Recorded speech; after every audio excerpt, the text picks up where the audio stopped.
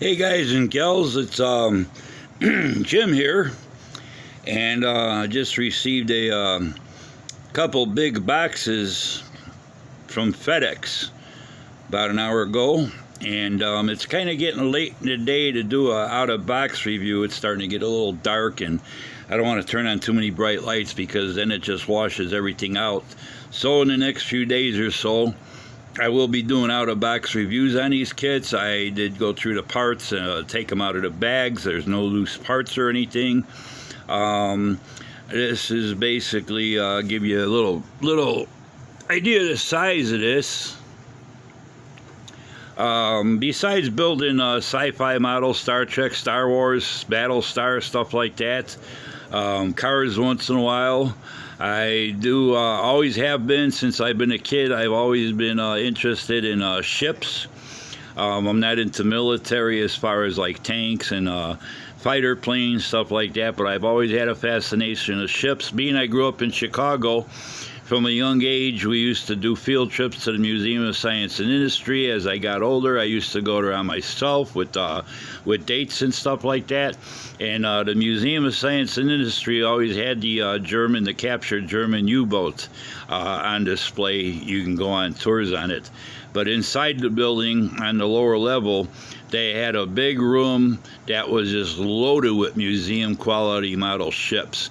That used to be the next place after checking out the big railroad layout in the main lobby. That's the next place I usually headed for. I just was always fascinated with ships, sailing ships. I don't have it no more, but years ago I built a big 350 scale Uss Constitution. It was a museum quality kit. That monogram had out, and it had actually cloth-like sails and stuff like that. It got damaged in a move through the years, and it was beyond repair. All the rigging these days, I don't have the patience to go through do all that rigging again. It's probably not much worse than these are. But anyway, I decided there's not much sci-fi that I plan on building other than the 350th scale USS Grissom whenever Round 2 releases it to buy. They still don't have it on pre-order even. It's I guess it's a lot to do, tied up in shipping from overseas and stuff, but I decided since I said, there's not much Star Wars.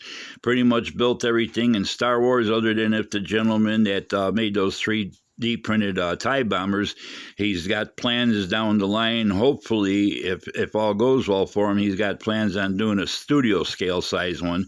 So that would be definitely something I'd be interested in. But right at the moment, there's, like I said, there's not much. I got a couple dioramas to finish up. The models are built. The dioramas are in progress. But other than that, I got no plans for too many builds and stuff. I do like to build models. So I decided I don't have room for 3-foot models. I'm not going to spend a couple $100. Most of the Tamiya kits, like this here is the Uss Enterprise, the modern day configuration without the big honeycomb thing or cone-shaped thing on the tower. It's the modernized version and stuff.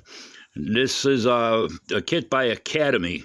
I never built an Academy model before.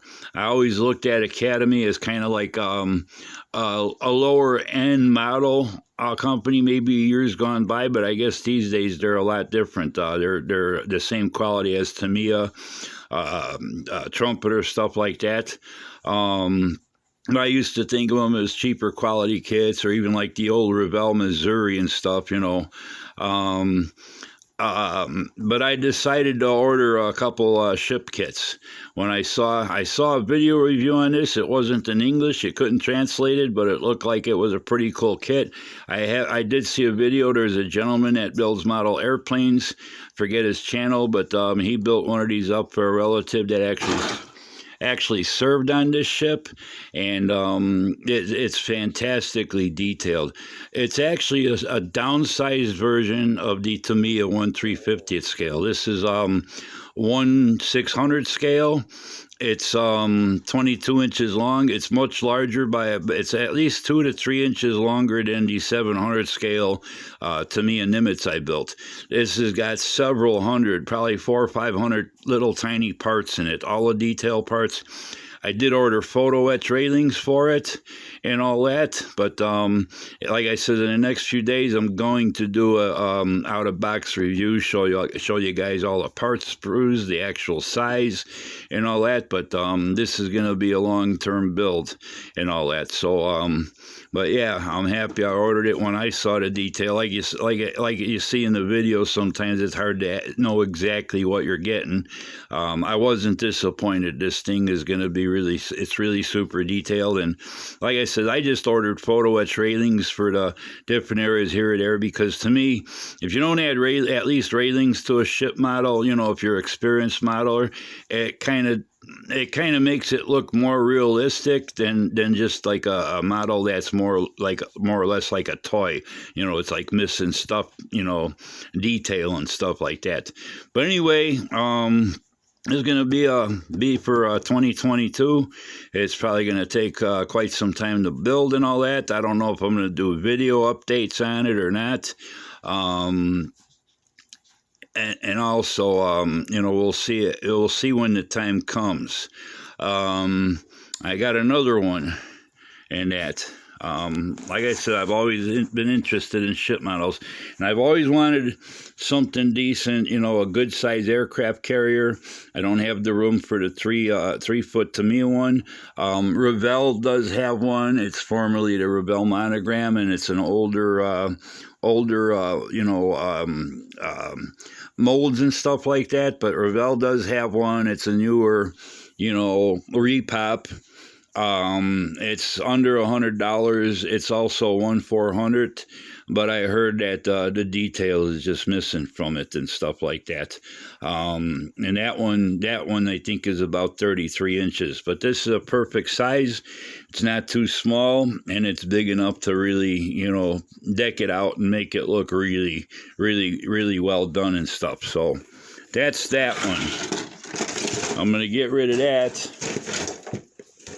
We're going to throw the next box up. This one is even bigger.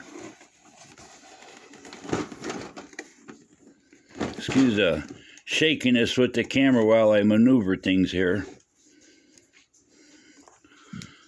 Okay, this is the other kit I ordered. This one's Uss Missouri.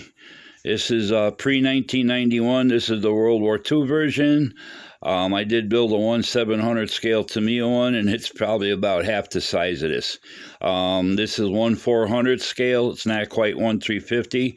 It's 1/400. You can tell by the size of my hand how big the box is, and the hull pretty much is the length of that box. It comes in at around 26.5 inches. The 1/350 Tamiya kit is 30 inches, so this isn't too much smaller than a Tamiya kit.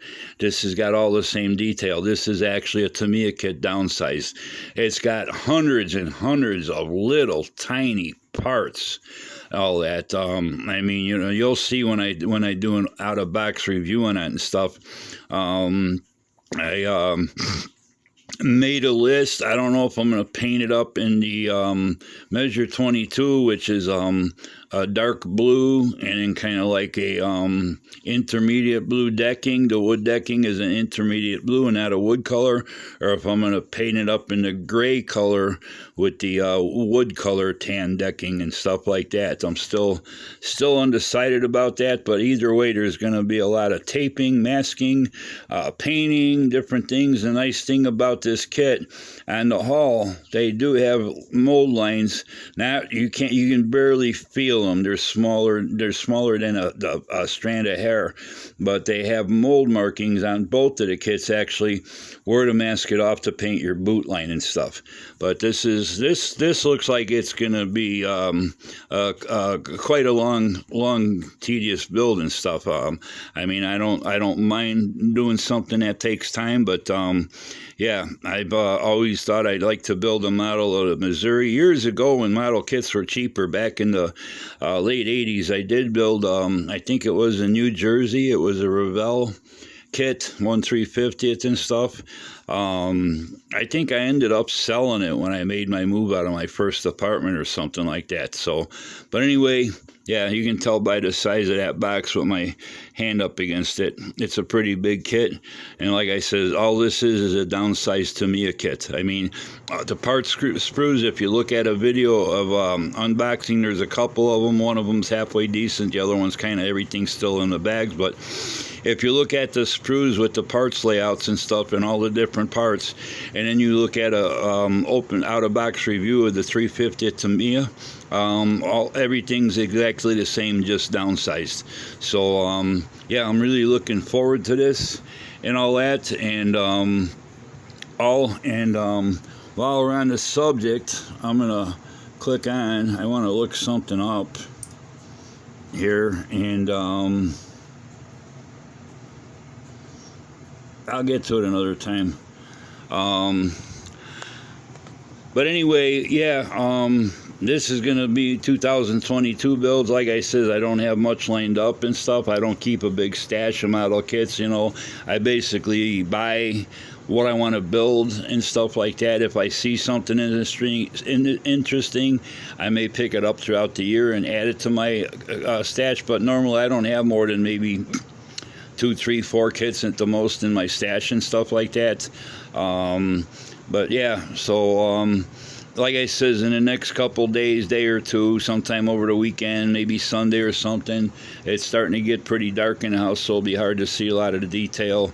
But I'll do open box reviews of both of these ship kits and stuff like that. So I'm looking forward to getting into them. I know it's going to be a long build process and stuff, but I'm looking forward to getting into them. I did order railings for this one as well, so no wood decking. They don't really have wood decking available, since this is kind of like a different size than most common sizes are, like your 1/700th and 1/350th. But since this is a different size, off the wall size, there's no wood decking. But I don't plan on going that route anyway. There's a lot of, you got to file off a lot of parts and replace parts, and as far as brass photo etch, to me railings are good enough. That makes the model look a lot more realistic than just a model ship without railings on it and stuff.